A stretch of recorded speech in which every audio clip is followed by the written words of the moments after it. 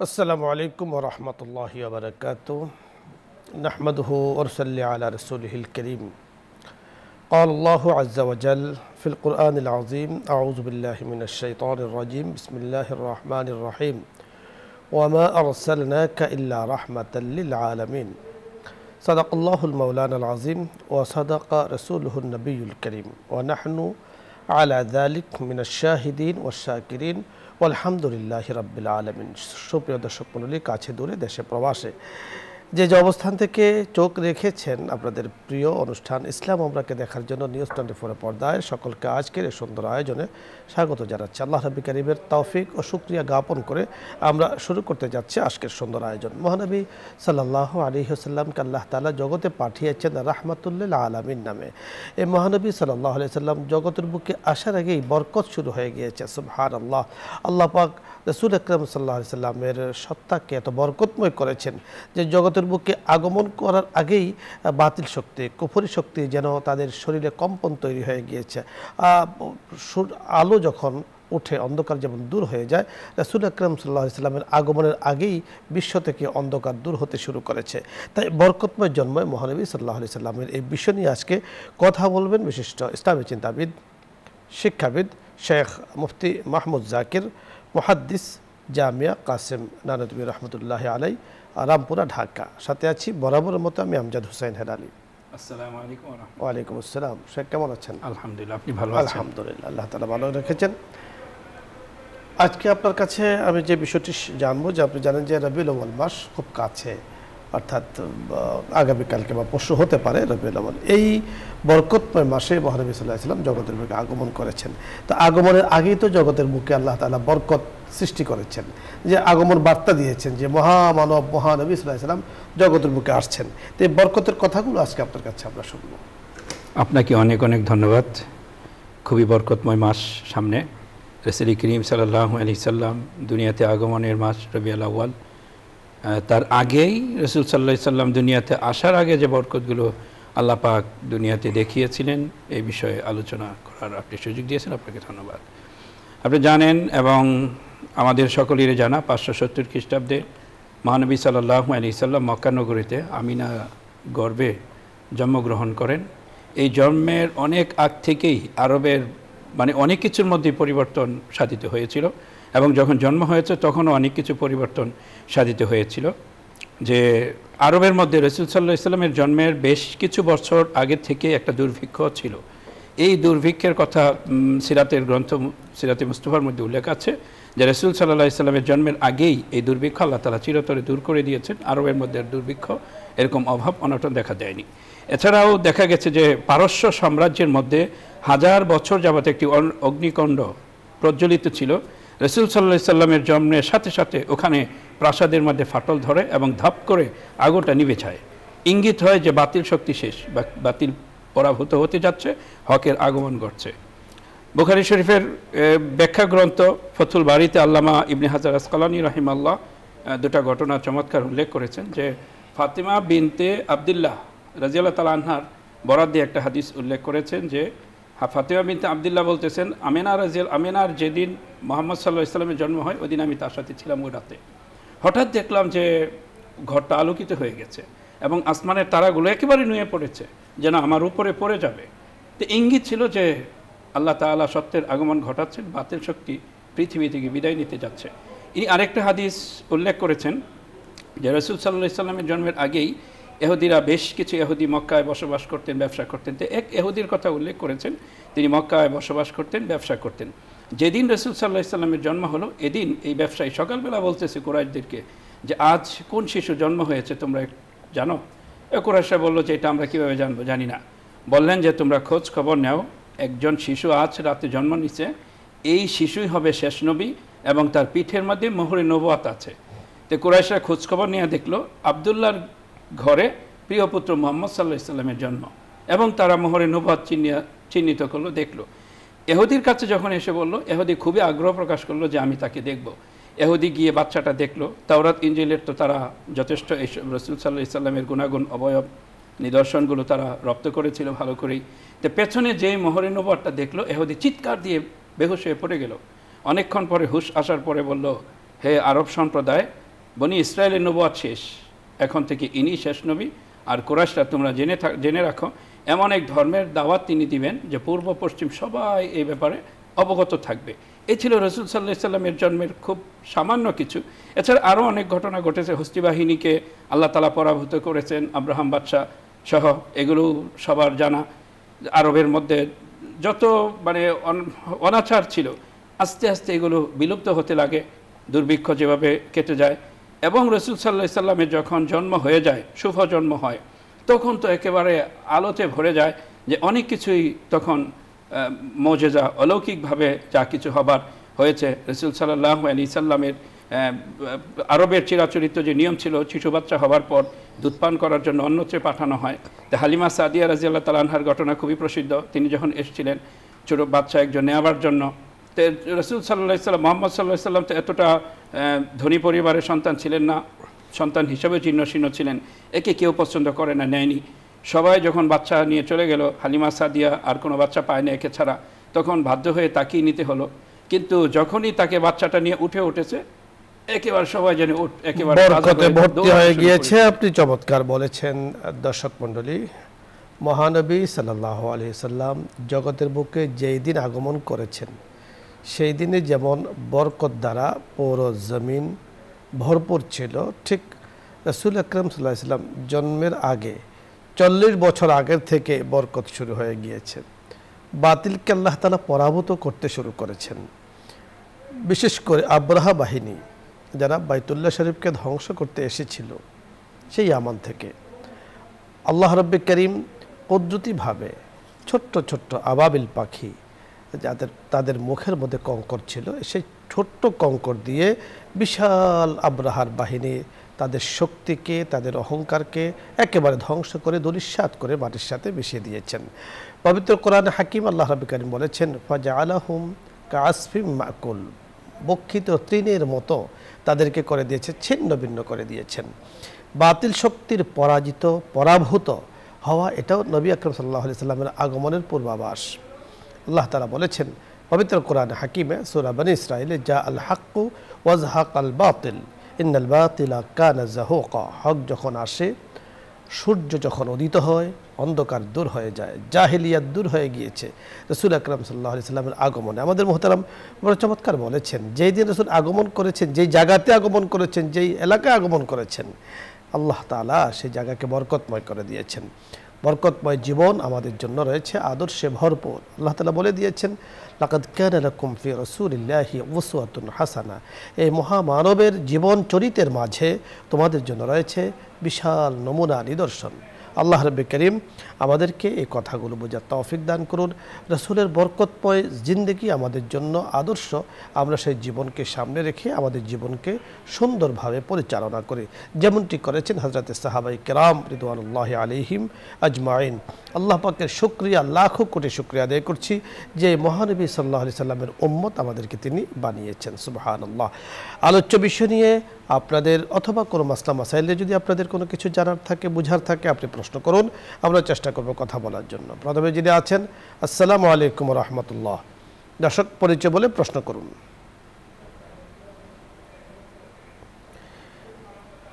জি দর্শক, আপনি চেষ্টা করছেন, সম্ভবত কানেকশন বিচ্ছিন্ন। শেখ, আপনি একটা কথা বলেছিলেন যে রাসূল আকরাম সাল্লাল্লাহু আলাইহি ওয়াসাল্লাম যখন হযরত হালিমাতুস সাদিয়া রাদিয়াল্লাহু তাআলা আনহার ঘোড়ায় উঠলেন, তো যে ঘোড়াটি একেবারে দুর্বল ছিল, কিন্তু এই ছোট্ট শিশু ওনাকে সে ঘোড়াতে ওঠানোর কারণে পুরো ঘোড়ার মধ্যে এমন শক্তি সঞ্চয় হলো যে ছিল আসার সময় সকলের পেছনে, এখন কিন্তু সকলের আগে চলে গিয়েছে। ঘোড়া মনে হচ্ছে যে মানে ঐশী শক্তি প্রাপ্ত হয়েছে। সে মানে আমরা যতটুকু দেখেছি সিরাত গ্রন্থে, যে ঘোড়া আসলে দিক বিদিক সে মানে খুশিতে, আনন্দে আত্মহারা হয়ে এইভাবে চলছে। এবং আমরা আরও দেখেছি যে রাসূল আকরাম সাল্লাল্লাহু আলাইহি ওয়াসাল্লাম যে বাড়িতে গিয়েছেন, সে বাড়ি বরকতময় হয়ে গিয়েছে। ইভেন যেখান থেকে দুধ পান করেছেন, সেই দুধেও আল্লাহ তাআলা বরকত দ্বারা ভরপুর করে দিয়েছেন। আপনার কাছে বরকতের কথাগুলো আমরা আরেকটু শুনবো, আমাদের দর্শকদের জন্য আমরা ইনশাআল্লাহ পরবর্তীতে তাদের কথাগুলো দেবো ইনশাআল্লাহ। হ্যাঁ, চমৎকারই বলেছেন। 2 বছর রাসূল সাল্লাল্লাহু আলাইহি ওয়াসাল্লাম হালিমা সাদিয়া রাদিয়াল্লাহু তাআলা আনহার ঘরে ছিলেন।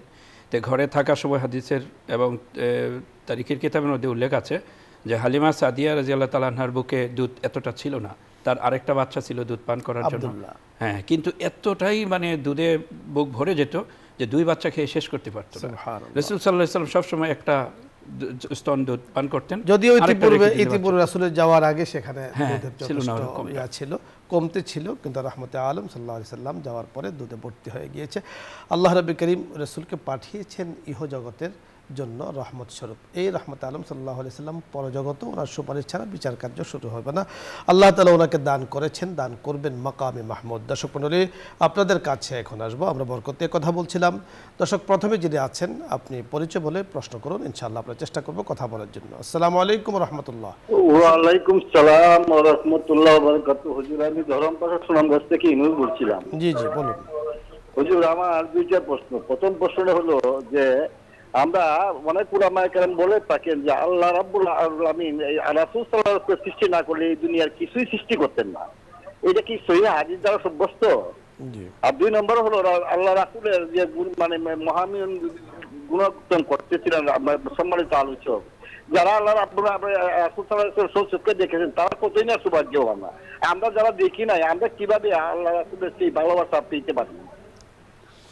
জি, সুন্দর প্রশ্ন করেছেন ইউনুস ভাই, আপনাকে ধন্যবাদ। প্রথম যে প্রশ্নটি করেছেন আপনি বুঝতে জি, পেরেছেন? প্রথমটা বুঝতে পেরেছি। রাসূল সাল্লাল্লাহু আলাইহি সাল্লাম জন্ম না হলে পৃথিবীর কিছু জন্ম হতো না। যেমনটা হাদিস বলা হয়, লাউলা মা খালাকতুল আফলাক, যদি আপনি না হতেন তাহলে আমি পৃথিবীর হাত দিতাম না, স্পর্শ মানে কোনো কিছুই সৃষ্টি করতাম না।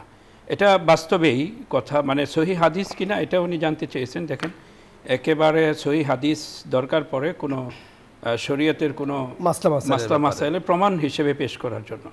বরকতের যেই বিষয়গুলো আছে এগুলো এত সহি লাগে না, অনেক মানে কিছুটা দুর্বলতা থাকলেও তা হাদিসের মধ্যে এসছে যে আল্লাহ পাক বলেছেন যদি আপনি না হতেন আমি এই পৃথিবী সৃষ্টি করতাম না। কথা সঠিক, কথা সঠিক।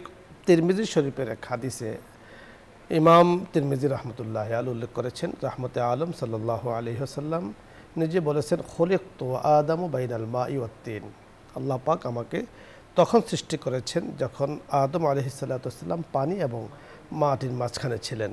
এই হাদিসের সনদ নিয়ে যদিও কিছু কথাবার্তা আছে, মুহাদ্দিসিনে কেরাম কিছু কথাবার্তা বলেছেন, বাট রাসূল আকরাম সাল্লাল্লাহু আলাইহি সাল্লামের সৃষ্টি যে ইহজগৎ সৃষ্টির আগে তার প্রমাণ কিন্তু পবিত্র কোরআনের মধ্যেও আছে। আপনি দেখুন সূরা ইয়াসিন, আল্লাহ তাআলা সৃষ্টি করেছেন বা আল্লাহ তাআলা এই সম্পর্কে আলোচনা করেছেন অনেক আগে, দুনিয়া জগৎ সৃষ্টি করার আগে।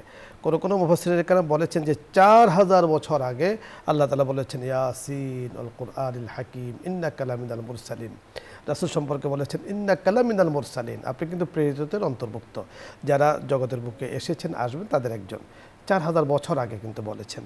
তো সুতরাং আল্লাহ রাসূল সাল্লাল্লাহু আলাইহি সাল্লামকে আল্লাহ তাআলা শান দিয়েছেন, মান দিয়েছেন, মর্যাদা দিয়েছেন, এবং আরও অনেক কথা শোনা যায় যে আল্লাহ পাকের আরশে কিন্তু মুহাম্মদ সাল্লাল্লাহু আলাইহি সাল্লামের নাম কিন্তু সেখানে লেখা আছে। তো এই সকল কিছু মিলিয়ে রাহমাত আলম সাল্লাল্লাহু আলাইহি সাল্লামের শান মান অনেক অনেক উপরে, এবং এটা তো একটা সাধারণ বিষয় যে আল্লাহ তাআলা এমন সম্মান দিয়েছেন যে রাসূল সাল্লাল্লাহু আলাইহি সাল্লামকে উসিলায় জগৎটা আল্লাহ তাআলা সৃষ্টি করেছেন, এটাই বাস্তবতা। আরেকটি প্রশ্ন করেছেন যে রাহমাতে আলমকে তো আমরা দেখিনি, তো সেখানে যারা দেখেছেন ঈমান এনেছেন তারা সুপারিশ পাবেন, আমরা যারা দেখিনি আমরা রাসূলকে মহব্বত করি, আমরা কিভাবে সুপারিশ পাবো বা রাসূল আমাদেরকে কিভাবে দেখে চিনবেন? রাসূল সাল্লাল্লাহু আলাইহি ওয়াসাল্লাম হাদিসের মধ্যে স্পষ্টতই বলেছেন, সুপারিশ তাদের জন্য মা আনা আলাইহি ওয়া আসহাবি, যারা আমি এবং আমার সাহাবায়ে কেরাম যারা যেই পথ ও মতের উপরে আছে তাদেরকে যারা মানবে তাদের জন্য রাসূল সাল্লাল্লাহু আলাইহি ওয়াসাল্লাম সুপারিশ করবেন। এরাই মুক্তিপ্রাপ্ত উম্মতে ৭০ দলের একদল, রাসূল সাল্লাল্লাহু আলাইহি ওয়াসাল্লাম স্পষ্টত বলেছেন। সুতরাং আমরা রাসূল সাল্লাল্লাহু আলাইহি ওয়াসাল্লামকে দেখি নাই, এটা আমাদের ভাগ্যে ছিল না। যারা দেখার আল্লাহ তাআলা তাদেরকে আলাদাভাবে চয়ন করেছিলেন সাহাবায়ে কেরামকে। এখন আমাদের করণীয় তার আদর্শকে মানা। রাসূল সাল্লাল্লাহু আলাইহি ওয়াসাল্লামকে আমরা দেখি না, কিন্তু তার অবয়বটা হাদিসের কিতাবের মধ্যে স্পষ্ট, সেইগুলো আমরা পড়ব, শুনব, বিশ্বাস করব। আল্লাহ তাআলা বরকত আমাদের মিন আসারিল ওযুই, অর্থাৎ রাসূল আকরাম সাল্লাল্লাহু আলাইহি ওয়াসাল্লাম আমাদেরকে চিনতে পারবেন। বলা হয়েছে হাদিসের মধ্যে গুররাম মুহাজ্জালিন, অর্থাৎ চান কোপাল্লা গোরাকে যেমন লক্ষ লক্ষ ঘোড়ার মাঝে চিনা যায়, ঠিক একজন মুসলিম, একজন মানুষ ভালো সুন্নাহ অনুযায়ী চলেছেন, ওনাকে দেখেই রাসূল আকরাম সাল্লাল্লাহু আলাইহি ওয়াসাল্লাম চিনতে পারবেন যে ইনি আমার উম্মত। রাসূল সাল্লাল্লাহু আলাইহি সাল্লাম, আমরা নিজেরও রাসূলের কাছে যাব, রাসূলও আমাদেরকে দেখে চিনতে পারবেন এবং সুপারিশ করবেন। আমি বলবো ইউনুস ভাইকে যে এই নিয়ে আমাদের পেরেশানি দরকার না, যে রাসূল কীভাবে আমাদেরকে চিনবেন। আমাদের যে বিষয়টি দরকার সেটা হলো রাসূল বলে গিয়েছেন, কোরআন সুন্নাহ অনুযায়ী জীবন পরিচালনা করো, রাসূল সেখানে চিনবেন, চেনার ব্যবস্থা আল্লাহ পাক করে দেবেন। আমাদের অনুযায়ী হলো রাসূল যা বলেছেন, যা নিয়ে এসেছেন তা আঁকড়িয়ে ধরা, যার থেকে বিরত রেখেছেন, বিরত রয়েছেন, তার থেকে আমাদের বিরত থাকা। পরবর্তী দর্শক, আসসালামু আলাইকুম রহমতুল্লাহ। আসসালামু আলাইকুম। ওয়ালাইকুম আসসালাম রহমতুল্লাহ। আমি মামুন রেজা বলছি। জি, আমার তিনটি প্রশ্ন, যে আমাদের দৈনন্দিন জীবনে কোনো কাজে মানে কোনো কাজ করতে গেলে যদি সেই কাজটি জটিল হয়ে যায়, তৎক্ষণাৎ যদি সালাতুল হাজত করতে না পারা যায়, তাহলে আমরা কিভাবে মানে কি কি দোয়া বা আমল করে সেখান থেকে মানে সমস্যা? জি, বুঝতে পেরেছি। দ্বিতীয় প্রশ্ন বলুন। হলো যে আমরা কি ক্ষেত্রে আস্তাগফিরুল্লাহ পড়বো আর কি ক্ষেত্রে দরুদ পড়বো। আর আরেকটা হলো যে সকল প্রকার বিপদ আপদের জন্য মানে আমরা আমভাবে কি কি দোয়া করব। জি, বুঝতে পেরেছি। প্রথম প্রশ্নটি আপনি শুনতে থাকুন, আমরা কথা বলছি। মামুন রেজা সাহেব প্রথম প্রশ্নটি করেছে, বুঝতে পেরেছেন যে সালাতুল হাজাত, কোনো প্রয়োজনে সালাতুল হাজাত পড়া, যদি সালাতুল হাজাত পড়তে না পারেন সেক্ষেত্রে ওনার জন্য কী করণীয়? জি, সুন্দর প্রশ্ন। সালাতুল হাজাত সবসময় তো নামাজের অবস্থা থাকেও না, পড়তে না পারলে কোনো প্রয়োজনেই তো নামাজটা পড়া হয়। আল্লাহুম্মা খিরলি ওয়াক্তারলি, আল্লাহুম্মা খিরলি ওয়াক্তারলি, বা বাংলায় বলতে পারে আল্লাহ আপনি ভালোটা আমার জন্য নসিব করুন, ভালোটা আমার জন্য কবুল করুন, এই সমস্ত কথা। এবং মনের যেই জিনিসটার জন্য তিনি চাচ্ছেন দোয়া করবেন মনে মনে, এটাই তার তখন করণীয়। সালাতুল হাজাত বরকতময় এক নামাজ, প্রয়োজনের জন্য আমরা পড়ে থাকি। তো সেই নামাজটি আপনি পড়বেন, আগেও পড়তে পারেন, পরেও পড়তে পারেন, সমস্যা নেই। আর আরেকটি বিষয় আপনি জানতে চেয়েছেন যে দরুদ এবং ইস্তেগফারের বিষয়টি জানতে চেয়েছেন। ইস্তেগফার তো সাধারণত ইস্তেগফার মানে আল্লাহর কাছে ক্ষমা প্রার্থনা করা। যদি আমার গুনাহ হয়ে যায় তখন ইস্তেগফার করব, আর অন্য সময় ইস্তেগফার পড়া যায়, কারণ গুনাহ কখন হচ্ছে এটা আমরা অনেক সময় জানিও না, তো ইস্তেগফার পড়া যেতে পারে। আর দরুদ এক তো হলো যে রাসূল সাল্লাল্লাহু আলাইহি সাল্লামের নাম যখন শোনা হবে তখন তার উপর দরুদ পড়া ওয়াজিব হয়ে যায়। এছাড়াও বাকি সময় পড়তে পারে। এক সাহাবী রাসূল সাল্লাল্লাহু আলাইহি সাল্লামকে জিজ্ঞেস করেছেন যে আমার তো অনেক সময় বেঁচে যায়, আমি কী করব? নবী আলাইহিস সালাম বলছেন দরুদ পড়ো। বলছে তারপরেও কী করব? দরুদ পড়ো।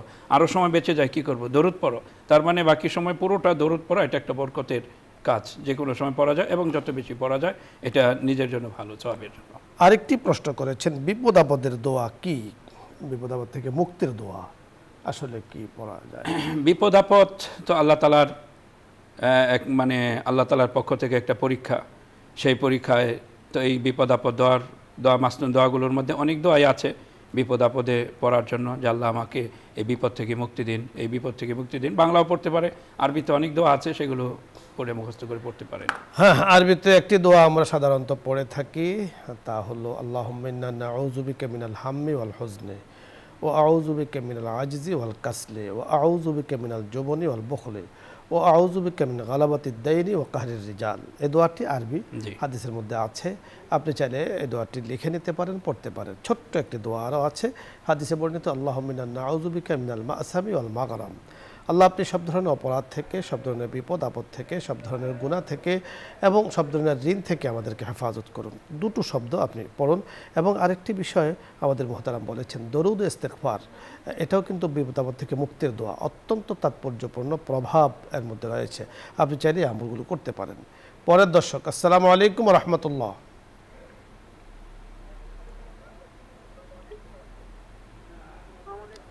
দর্শক শুনতে পেয়েছেন? প্রশ্ন করুন। পরের দর্শক, আসসালামু আলাইকুম। ওয়া আলাইকুম আসসালাম ওয়া রাহমাতুল্লাহি ওয়া বারাকাতুহু। হুজুর, জি বলুন। আমি বলতেছি মোহাম্মদ ইকরামুল হক। জি, বামনডাঙ্গা গাইবান্ধা থেকে বলতেছিলাম। জি বলুন। আপনারা ভালো আছেন হুজুর? আলহামদুলিল্লাহ, আল্লাহ তাআলা ভালো রেখেছেন। আমার প্রশ্ন হচ্ছে, মাশাআল্লাহ আপনাদের দোয়ায় আমি ৫ ওয়াক্ত নামাজ পড়ি, হ্যাঁ, জি, কিন্তু আমার গাড়ির ড্রাইভার নামাজ পড়ে না। এই কারণে কি আমি বাদ দিতে পারবো কি না? জি, আপনি বড় চমৎকার বলেছেন। আপনি নামাজ পড়েন, বলি অবশ্য। জি জি জি, আমরা বুঝতে পেরেছি। আপনার জন্য যে পরামর্শ থাকবে, আমাদের হাতে সময় একদম নেই, তো আপনাকে ড্রাইভারকে নিয়ে নামাজ পড়াটা উচিত আপনার জন্য। ড্রাইভারকে নামাজের কথা আপনি বলবেন। বারবার বলবেন। আপনার দায়িত্ব হলো বলা। এবং মুহতারামের কাছে এই সম্পর্কে আমরা শুনবো যে আপনি বলবেন, আল্লাহ তাআলা বলেছেন ওয়ামুর আহলাকা বিসসালাতে, অর্থাৎ পরিবারকে নামাজের কথা বলো, পড়শিকে নামাজের কথা বলো, এলাকার লোকজনকে নামাজের কথা বলো। তো আপনি তাকে বলবেন। আবার এমন বলতে গিয়ে একেবারে জোর করা, একেবারে নামাজ পড়াইতেই হবে, সেটা দায়িত্ব আসলে আপনার নয়। আপনি তাকে বলবেন, বারবার বলবেন।